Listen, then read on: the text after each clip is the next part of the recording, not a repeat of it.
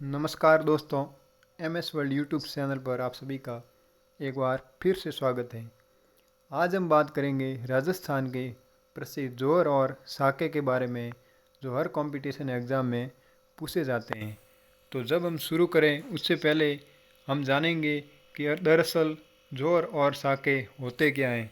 तो क्या होता था, जब बाहरी आक्रमण राजपूतों पर किया जाता था तब किसी भी शासक को लगता था कि भाई हम यहाँ जीत नहीं सकते, तो राजा होता था वो केसरिया वस्त्र धारण करके युद्ध में दुश्मनों पर टूट पड़ता था, तो उसे केसरिया कहते थे।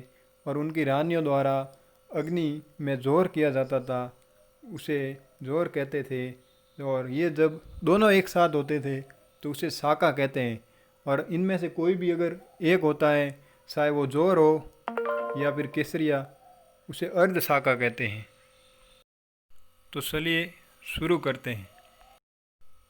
अगर बात की जाए राजस्थान के पहले साके के बारे में, तो वो हुआ था रणथंभौर दुर्ग में, जब सन 2 जुलाई 1301 को अलाउद्दीन खिलजी द्वारा रणथंभौर पर आक्रमण किया जाता है। तब वहाँ के शासक हमीरदेव चौहान थे। दरअसल होता यूँ है कि अलाउद्दीन खिलजी एक साल किले को घेरे हुए रहता है, लेकिन उसे सफलता नहीं मिलती है। तो अंत में हमीरदेव चौहान के ही सेनापति रतिमल और रणमल को अपनी ओर मिला लेता है और उनसे गुप्त दरवाजे के बारे में वो जान लेता है और उस पर आक्रमण कर लेता है। और 1301 पर अलाउद्दीन खिलजी का इस किले पर अधिकार हो जाता है। तब हमीरदेव चौहान द्वारा केसरिया व रानी रंग देवी के नेतृत्व में जोहर किया जाता है। वहाँ स्थित पदमला तालाब में रानी रंग देवी द्वारा जोहर किया जाता है। ये राजस्थान का एकमात्र जल जोर है तथा यही राजस्थान का प्रथम शाखा है। अब हम बात करेंगे चित्तौड़गढ़ में हुए 3 शाखाओं के बारे में। पहला शाखा 26 अगस्त 1303 में होता है, जब अलाउद्दीन खिलजी द्वारा चित्तौड़गढ़ पर आक्रमण किया जाता है। तब वहाँ के शासक थे रावल रतन सिंह। उनके नेतृत्व में केसरिया होता है और उनकी रानी पद्मावती के नेतृत्व में जोहर किया जाता है। जिसका उल्लेख हमें मलिक मोहम्मद जायसी द्वारा लिखित पद्मावत ग्रंथ में मिलता है। और अगर बात की जाए दूसरे शाके के बारे में, तो वह होता है सन 1534 ईस्वी में। तब मेवाड़ के शासक विक्रमादित्य थे तथा उनकी रानी कर्मावती द्वारा जोहर किया जाता है और विक्रमादित्य द्वारा केसरिया किया जाता है। तब गुजरात के सुल्तान बहादुर शाह जफ़र का आक्रमण होता है। तब कर्मावती हुमायूं को मदद के लिए राखी भेजती हैं, लेकिन समय पर मदद न मिलने के कारण कर्मावती द्वारा जोहर किया जाता है तथा विक्रमादित्य द्वारा केसरिया किया जाता है। यह था चित्तौड़गढ़ का दूसरा शाखा। और अगर हम बात करें चित्तौड़गढ़ के तीसरे और अंतिम शाखे के बारे में, तो वो होता है सन 1567 ईस्वी में। तब वहाँ के शासक थे उदय सिंह। सन 1567 ईस्वी में अकबर द्वारा चित्तौड़गढ़ पर आक्रमण किया जाता है। तब उदय सिंह तथा उनके वीर सेनापति जयमल राठौड़ और पता सिसोदिया वीरता के साथ लड़ते हैं, लेकिन वह वीर गति को प्राप्त होते हैं। तब उनकी रानी द्वारा जोहर किया जाता है। यह था राजस्थान का तीसरा शाखा। लेकिन अकबर जयमल और पत्ता सिसोदिया की वीरता को देखकर खुश हो जाता है और आगरा के द्वार पर उनकी मूर्तियाँ बनाता है। अब हम बात करेंगे जालोर के शाखे की। जालोर का एकमात्र शाखा कानड़देव सोनग्रा के टाइम में हुआ था। तब मोहम्मद खिलजी द्वारा सन 1308 में आक्रमण किया जाता है। तब कानड़देव और उसके पुत्र वीरमदेव द्वारा केसरिया किया जाता है तथा उनकी रानी द्वारा जोहर किया जाता है।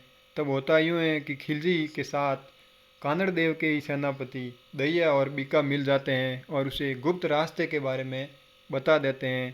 तब अलाउद्दीन खिलजी का उस किले पर सन 1308 में अधिकार हो जाता है। अलाउद्दीन खिलजी इस किले का नाम बदलकर जलालाबाद दे देता है। ये था जालोर का एकमात्र शाखा। अब हम बात करेंगे सिवाना के शाखे के बारे में, जो होता है सन 2 जुलाई 1308 में। तब सिवाना पर शासन था सातलदेव सोनग्रा का। सातलदेव सोनग्रा जो तब खिलजी का आक्रमण होता है तब सातलदेव सोनग्रा के नेतृत्व में केसरिया किया जाता है तथा उनकी रानियों द्वारा जौहर किया जाता है। तब सातलदेव सोनग्रा के ही सेनापति बावले परमार द्वारा अलाउद्दीन खिलजी की मदद की जाती है और अलाउद्दीन खिलजी का उस किले पर अधिकार हो जाता है और अलाउद्दीन खिलजी उस किले का नाम बदलकर खैराबाद दे देता है। आगे हम बात करेंगे जैसलमेर में हुए ढाई साके के बारे में। जैसलमेर का पहला साका सन 1312 ईस्वी में हुआ था, जब अलाउद्दीन खिलजी ने आक्रमण किया था। तब जैसलमेर के शासक थे मूल राजवर रतन सिंह, तो उनके द्वारा केसरिया किया जाता है तथा उनकी रानी द्वारा जौहर किया जाता है। ये जैसलमेर का प्रथम साका था। वहीं अगर दूसरे साके की बात की जाए तो वो फिरोज शाह तुगलक के आक्रमण के समय हुआ था। तब जैसलमेर के शासक राव दूदा थे। राव दूदा के नेतृत्व में ही केसरिया किया गया तथा उनकी रानी द्वारा जौहर किया गया था। अब आगे हम बात करेंगे तीसरे साके के बारे में, जो अर्ध साका था। वो हुआ था लूणकरण के समय, जब कंधार के शासक अमीर अली द्वारा सन 1550 में जैसलमेर पर आक्रमण किया जाता है। तब उस समय लूणकरण की वीरगति को प्राप्त होते हैं, परंतु लूणकरण के ज्येष्ठ पुत्र मूलराज द्वारा अमीर अली को मार दिया जाता है, इसलिए वहाँ की रानियों द्वारा जौहर नहीं किया जाता है। इसलिए ये साका अर्ध साका के रूप में जाना जाता है।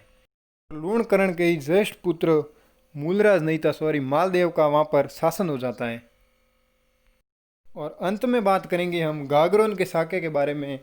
अगर बात की जाए गागरोन के बारे में, तो वहाँ पर पहला साका 1422 ईस्वी में हुआ था। तब वहाँ के शासक थे असलदास खीसी। उस समय मांडू के अलब खां, जिसे होसंग शाह भी कहते हैं, उनके द्वारा आक्रमण किया जाता है। तब असलदास खीसी के नेतृत्व में केसरिया किया जाता है तथा उनकी रानी द्वारा जौहर किया जाता है। वहीं अगर दूसरे साके की बात की जाए तो वो होता है 1444 ईस्वी में। तब मांडू के सुल्तान महमूद खिलजी द्वारा आक्रमण किया जाता है। तब वहाँ के शासक पालन सिंह द्वारा केसरिया किया जाता है तथा उनकी रानी द्वारा जौहर किया जाता है। ये था गागरोन का दूसरा साका। नमस्कार, जय हिंद दोस्तों।